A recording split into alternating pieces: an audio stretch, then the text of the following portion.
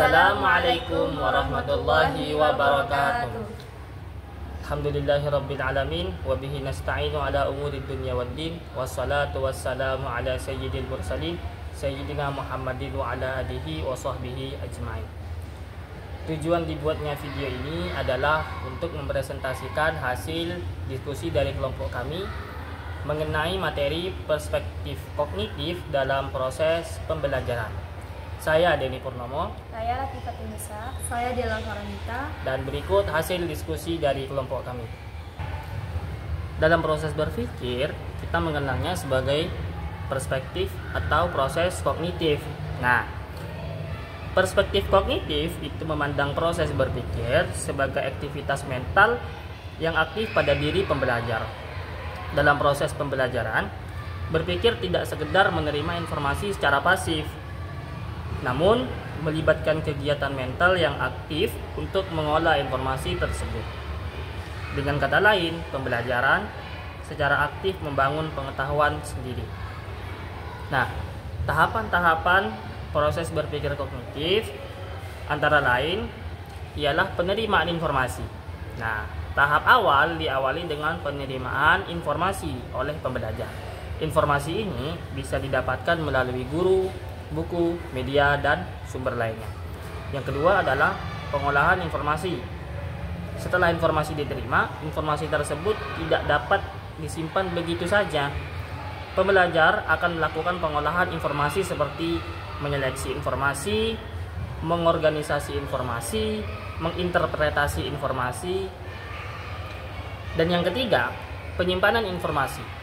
Informasi yang telah diolah akan disimpan dalam memori pembelajar. Proses penyimpanan ini memengaruhi kemampuan mengingat kembali informasi tersebut di masa mendatang. Dan yang keempat adalah pengingatan kembali informasi. Ketika dibutuhkan, informasi yang tersimpan dalam memori dapat diingat kembali. Proses ini penting untuk menyelesaikan masalah, menjawab pertanyaan, atau menerapkan pengetahuan yang telah dipelajari. Perspektif kognitif mengatakan bahwa apa yang kamu pikirkan itu terjadi menggunakan potensi, kemampuan apa yang ada di dalam diri dalam proses pembelajaran. Proses kognitif dalam pembelajaran memang menekankan apa yang kita pikirkan dapat menjadi kenyataan. Hal ini karena proses berpikir yang aktif dan konstruktif dalam diri individu dapat membuka potensi dan kemampuan yang mereka miliki. Perspektif kognitif memandang potensi dan kemampuan individu dalam proses pembelajaran. Yang pertama yaitu memahami potensi diri. Proses berpikir dalam perspektif kognitif membantu individu untuk memahami potensi yang mereka miliki, seperti refleksi. Melalui refleksi terhadap proses belajar dan pengalaman, individu dapat mengidentifikasi kekuatan, kelemahan, serta minat dan bakat mereka. Yang kedua adanya metakognisi, yaitu kemampuan untuk memahami proses berpikir diri sendiri. Metakognisi memungkinkan individu untuk mengetahui strategi belajar yang efektif dan bagaimana mereka dapat mengembangkan kemampuannya. Yang kedua adanya mengembangkan kemampuan. Nah, perspektif kognitif menekankan pentingnya upaya dan strategi dalam mengembangkan kemampuan seperti belajar aktif. Dengan pembelajaran yang aktif dan mandiri mendorong individu untuk mengeksplorasi pengetahuan dan mengasah kemampuannya. Yang kedua yaitu berlatih dan mengulangi. Melalui latihan dan pengulangan yang terarah, individu dapat memperkuat kemampuannya dan mencapai tujuan belajar.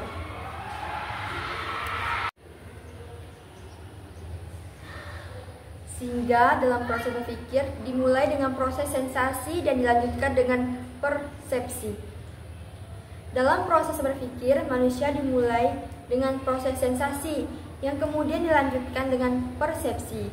Nah, proses sensasi adalah tahapan awal dalam berpikir di mana individu menerima masukan dari lingkungan melalui panca indera seperti penglihatan, suara, penciuman, rasa, dan sentuhan. Panca indera ini mengumpulkan informasi dari lingkungan dan mengirimkannya ke otak untuk diproses. Setelah menerima masukan dari lingkungan, otak memproses informasi tersebut melalui proses persepsi. Nah, proses persepsi adalah proses di mana otak memahami dan memberi makna pada informasi yang diterima.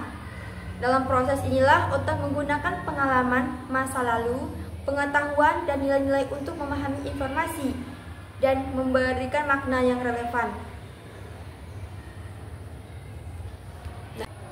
Maka, dalam proses inilah informasi yang diperoleh melalui proses sensasi, persepsi, masuk ke dalam memori melalui beberapa tahapan. Yang pertama adalah sensasi. Proses sensasi ini adalah tahapan awal di mana organ sensori seperti mata, telinga, hidung, lidah, dan kulit menerima stimulus dari lingkungan.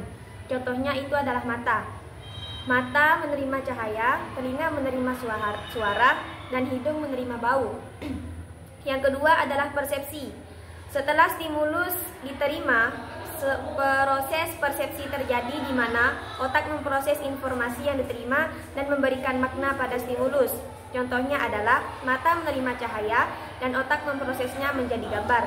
Suara yang diterima oleh telinga diproses menjadi suara yang dapat diinterpretasikan. Selanjutnya, memori tadi itu adalah informasi yang diproses melalui persepsi, kemudian disimpan di dalam memori. Sedangkan memori ini ada dua jenis. Yang pertama adalah memori jangka pendek dan memori jangka panjang. Dalam sistem SIS, proses sensasi, persepsi, kemungkinan kita untuk menerima informasi dari lingkungan, memprosesnya, dan menyimpannya dalam bentuk memori. Proses ini sangat penting untuk memahami dan berinteraksi dengan dunia sekitar kita. Jadi kesimpulannya, dalam psikologi pembelajaran, guru dan orang tua ikut serta dalam mendidik proses pembelajaran, sehingga dalam psikologi pendidikan menginginkan proses pembelajaran mempunyai cara yang benar untuk mendidik dan dapat diterapkan sensasi, persepsi, dan memori untuk menyimpan informasi. Sekian penjelasan dari kelompok kami. Apabila ada yang salah, mohon dimaafkan, dan apabila ada yang kurang, mohon diberikan masukan dan tambahan. Penutup, unzur maqalah wa la tanzur maqalah. Lihatlah apa yang disampaikan dan jangan lihat siapa yang menyampaikan. sekian dari kelompok kami. Wassalamualaikum warahmatullahi wabarakatuh.